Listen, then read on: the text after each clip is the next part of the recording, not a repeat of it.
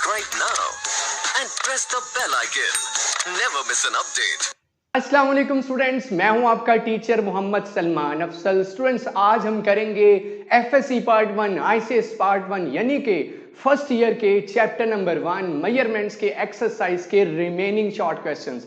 इससे पहले हम पिछली वीडियो के अंदर पहले 5 शॉर्ट क्वेश्चंस कर चुके हैं और मैं उम्मीद करता हूं जिन बच्चों ने वो वीडियो देखी है उन्हें 100% वो सवालात याद हो चुके होंगे, इनके आंसर्स फिंगर टिप्स पर हो चुके होंगे।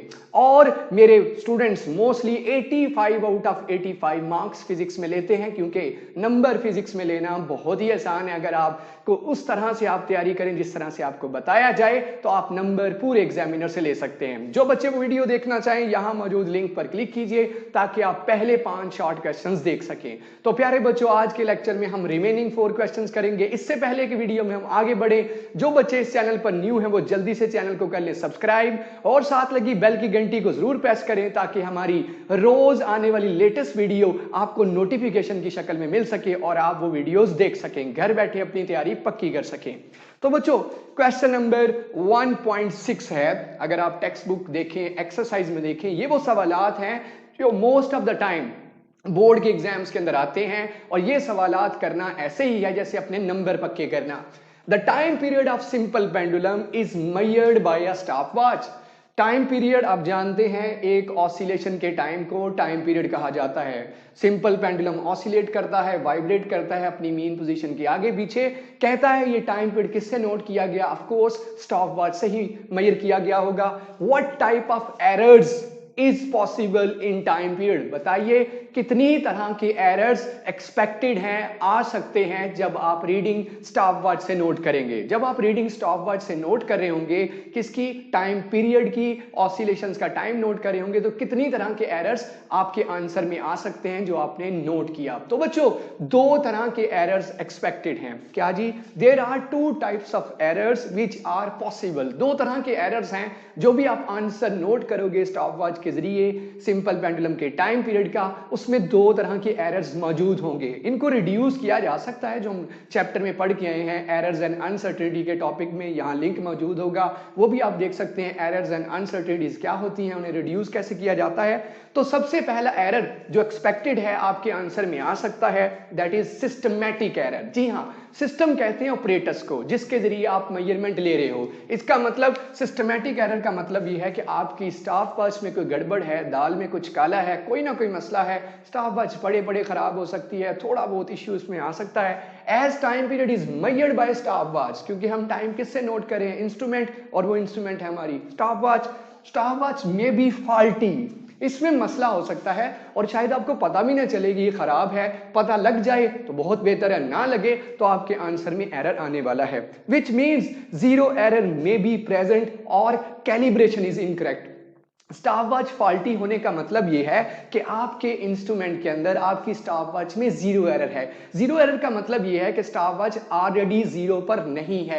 जब आपने उसे स्टार्ट करना है तो उसकी रीडिंग 0 पे होनी चाहिए, और अगर वो 0 पे नहीं है इसका मतलब उसमें पहले ही रीडिंग मौजूद है, तो इसका मतलब ये आंसर हमारा दुरुस्त देने वाली नहीं है। ये तो अपनी एक्चुअल वैल्यू से, time period of simple pendulum से ज्यादा आंसर देगी। अगर 2 पॉइंट से पीछे वैल्यू हुई तो कम आंसर देगी। इसका मतलब 0 एरर मौजूद है, जैसा कि हम प्रीवियस लेक्चर्स के अंदर 9th क्लास में पढ़ चुके हैं 0 एरर क्या होता है। और यहां इसका मतलब यह है कि कैलिब्रेशन इज इनकरेक्ट। जो गिनती स्टॉपवॉच के अंदर है, जैसे आपने मैकेनिकल स्टॉपवॉच 9th क्लास में पढ़ी थी जिसमें सुई होती है, जो रीडिंग्स लिखी हुई हैं वो रीडिंग्स ही इनकरेक्ट है। 5 के बाद 6, 6 के बाद 8 लिखा है, 8 के बाद 9 है, या 8 9 होना चाहिए, लेकिन 8 9 7 इनके दरमियान जो गैप है वो गैप क्लियर नहीं है। कभी गैप ज्यादा तो कभी गैप थोड़ा। ये कैलिब्रेशन इसे कहते हैं कि आपका इंस्ट्रूमेंट इनकरेक्ट कैलिब्रेटेड है, उसमें लाइनें अच्छे तरीके से, एफिशिएंट तरीके से, अच्छे तरीके से नहीं लगाई गई, एहतियात किए हुए रीडिंग्स नहीं लगाई गई। तो आंसर क्या नोट करेंगे? हम गलत नोट करेंगे, क्योंकि स्टॉपवॉच बनाने वाले ने उसकी रीडिंग सही नहीं लिखी,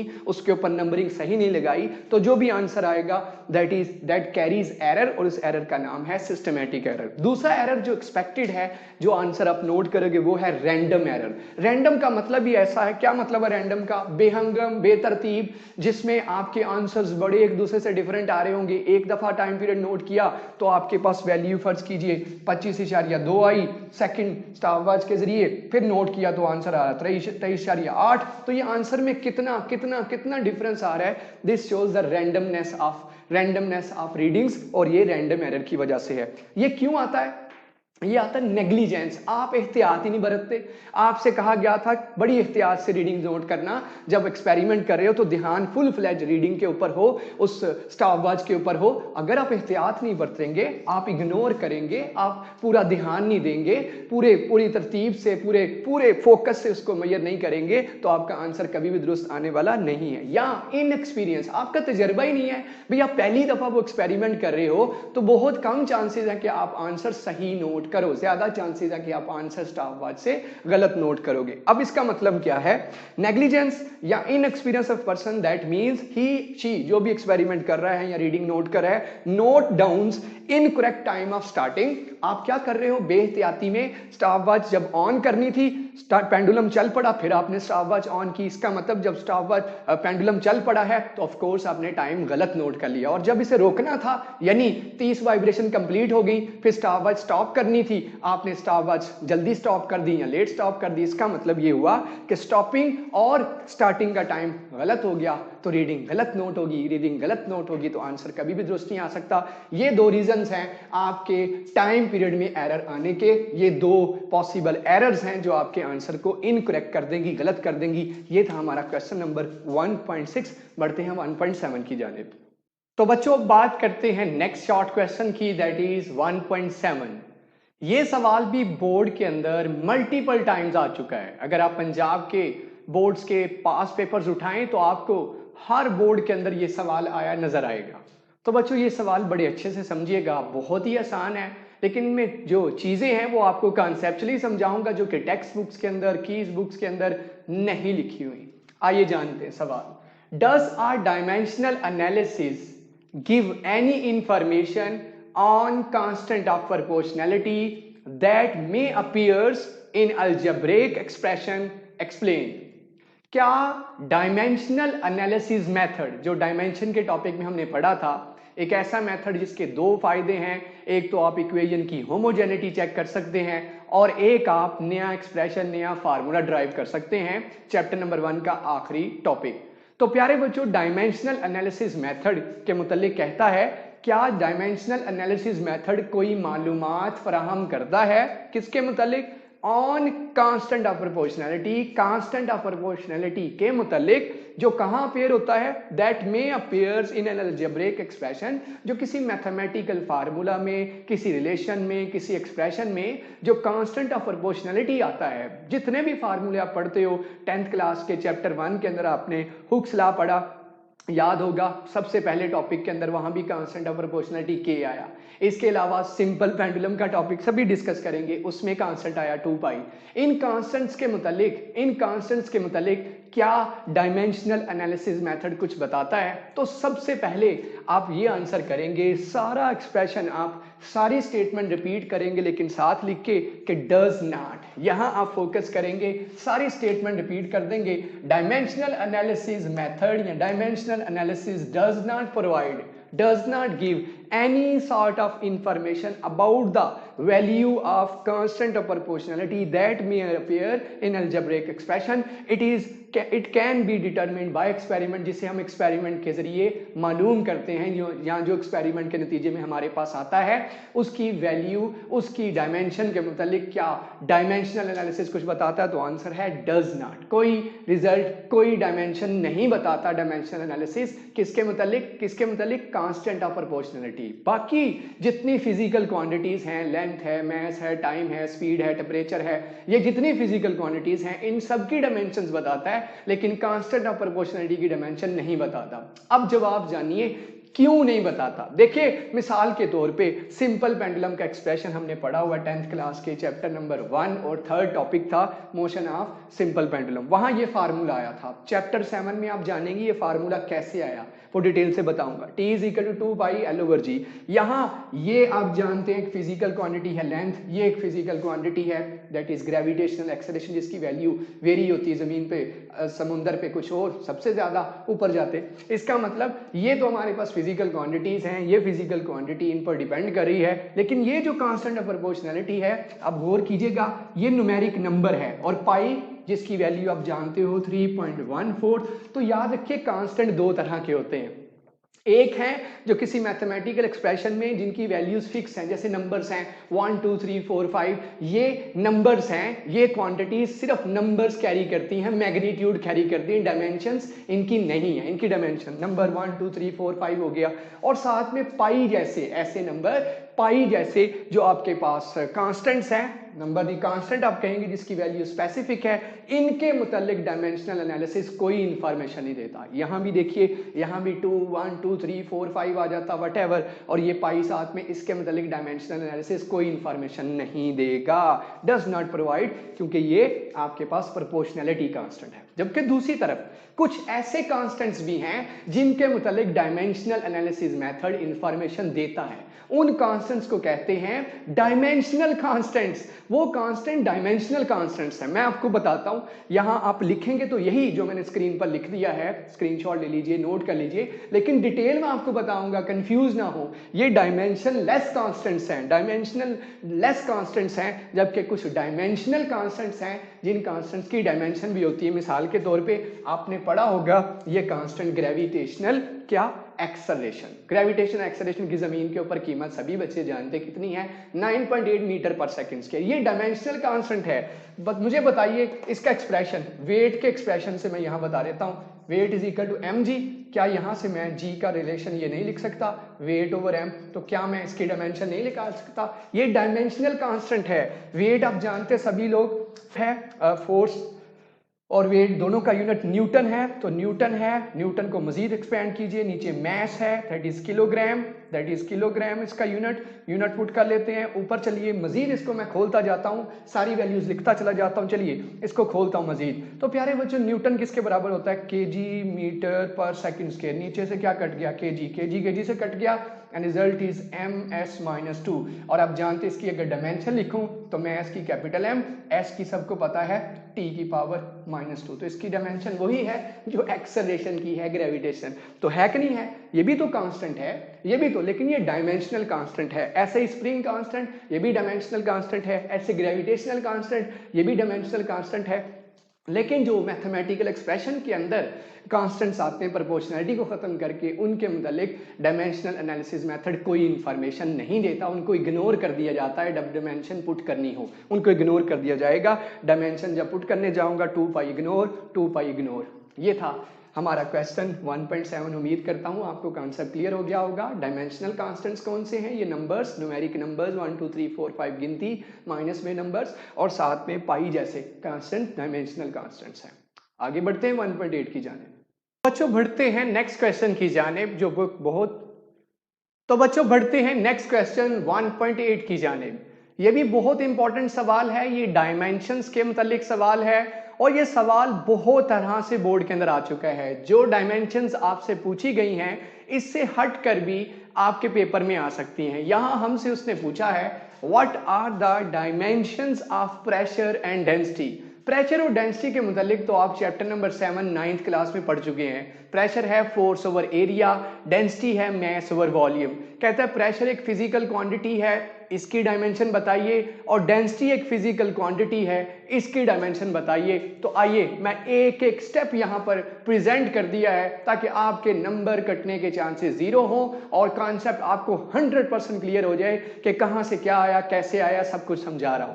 प्रेशर का फार्मूला सब बच्चे जानते हैं, प्रेशर को कैपिटल B के साथ रिप्रेजेंट करते हैं, force over area, force over area, F over A, capital F over capital A। अब फोर्स आप जानते हैं न्यूटन ने हमें दी थी सेकंड लॉ में, F is equal to ma, और नीचे कैपिटल A एरिया। अब गौर कीजिएगा, अब एक्सेलरेशन जो है प्यारे बच्चों, एक्सेलरेशन को मजीद खोलिए। एक्सेलरेशन को जब आप मजीद ओपन करेंगे तो ये आएगा वेलोसिटी ओवर टाइम। सब जानते हैं वेलोसिटी या स्पीड ओवर टाइम एक्सेलरेशन की जगह आ गया, और एरिया एक्सपैंड होके क्या बन गया? एरिया होता है लेंथ इनटू विड्थ, लंबाई ज़रब चौड़ाई। तो ये आ गया एक्सेलरेशन, आ गया वेलोसिटी ओवर टाइम, मास अपनी जगह पर वैसे का वैसा, लेंथ इनटू विड्थ। मजीद वेलोसिटी को मजीद ओपन कीजिए ताकि सिंपलेस्ट शक्ल में हम जा सकें। वेलोसिटी को मजीद मैंने खोला, m वैसे का वैसा, t वैसे का वैसा, l w सब कुछ वैसे, लेकिन वेलोसिटी को जब खोला तो वेलोसिटी 9th क्लास में हमने पढ़ी है डिस्प्लेसमेंट ओवर टाइम, तो डी आ गया और टाइम एक और आ गया। ये मैंने इनको खोल के देखा तो ये मुझे बेस क्वांटिटीज अंदर नजर आई, ये बेस क्वांटिटीज नजर आई।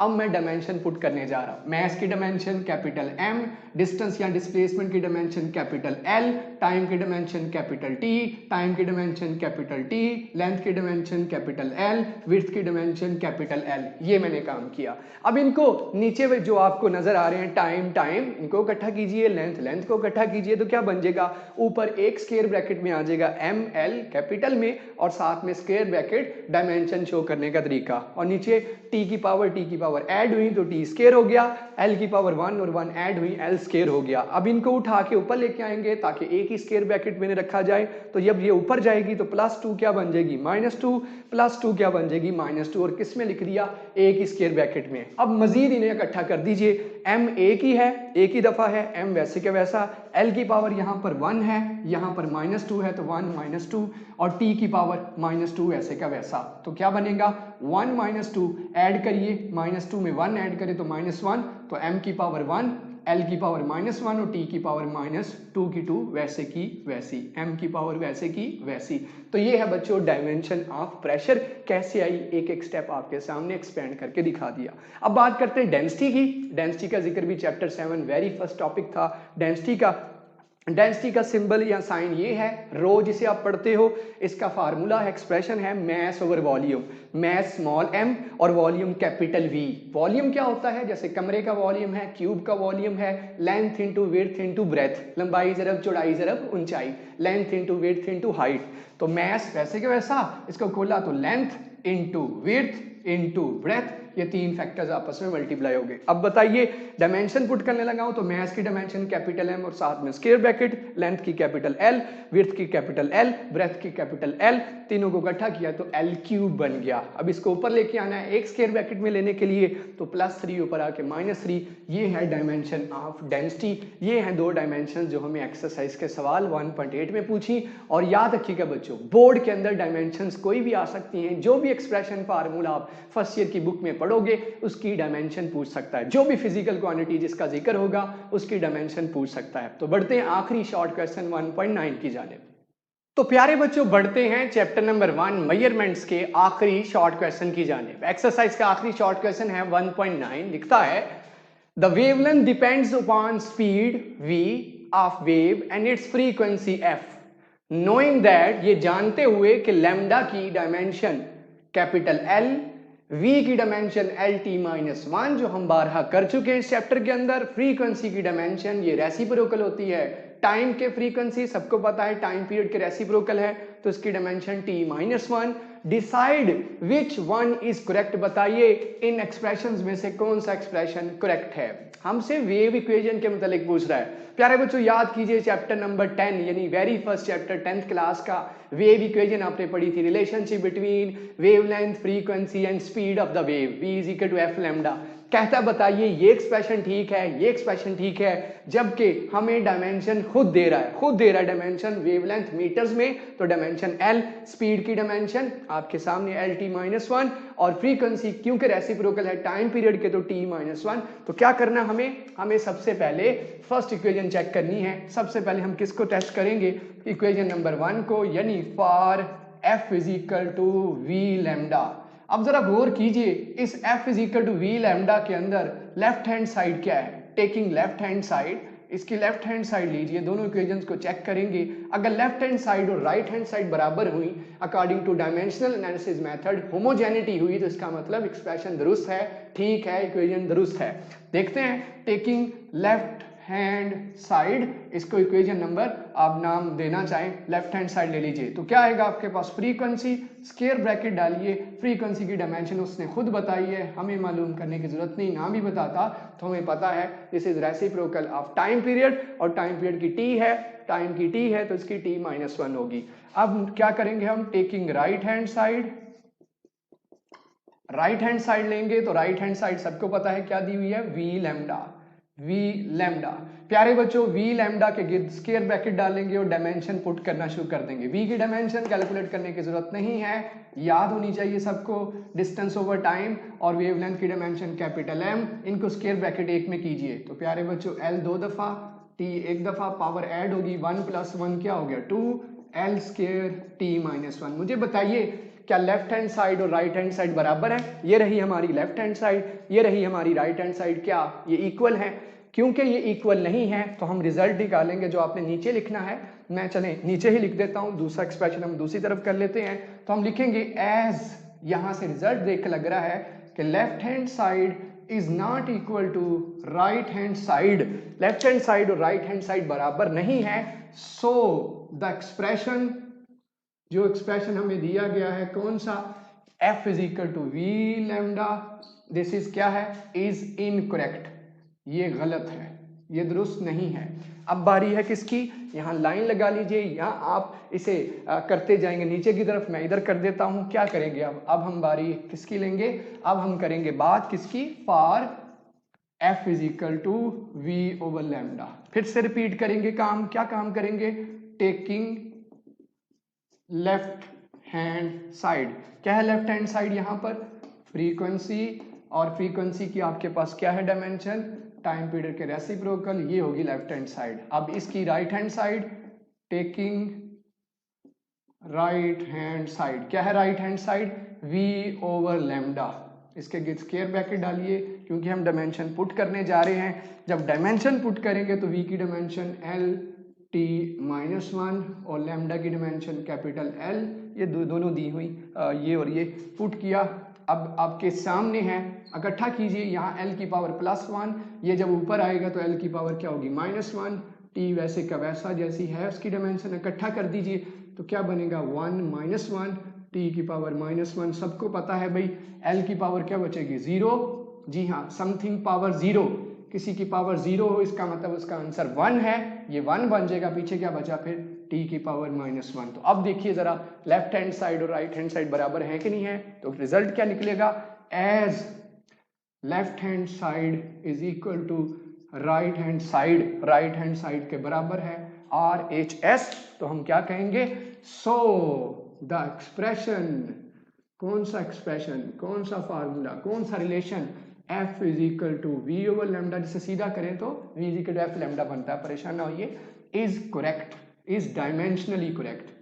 डायमेंशनल मेथड से क्या है, डायमेंशनली करेक्ट, ये आप रिजल्ट लिख देंगे, इज डायमेंशनली करेक्ट। ये थे एक्सरसाइज के सारे शॉर्ट क्वेश्चन हमने कर लिए।